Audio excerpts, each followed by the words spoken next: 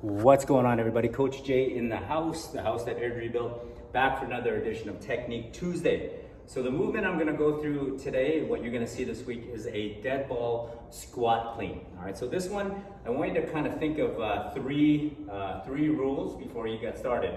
So rule number one, we're gonna start with the fingers pointing down, and then we're gonna finish with the fingers pointing up. All right, so that's the first one that I want you to think of. So fingers down and then fingers up, okay? The second thing I want you to think about, or rule, is that you're not spinning the ball. So for example, if I have the numbers showing forward, when I pick it up, all right, the number's still gonna stay forward. When I catch it, it's still gonna stay forward. So I'm not spinning the ball, all right? The third rule that I want you to think about is, or the third step is, we're gonna lift that dead ball up to our hips or to our waist, okay? We're not lifting it up any higher, and I want you to squat to catch it from this position.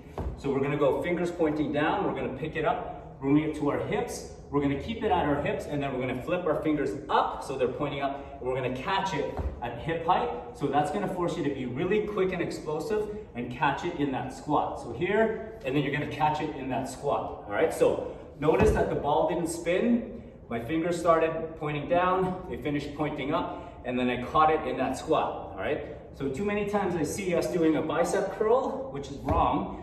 What I want you to work on is that explosive power and getting depth in that squat, all right? So fingers pointing down, we're not spinning the ball, we're gonna get it up to about hip height, and then we're gonna catch it hip height, and we're gonna catch it in that squat. The ball didn't spin, my fingers are now pointing up, and then I'm gonna stand.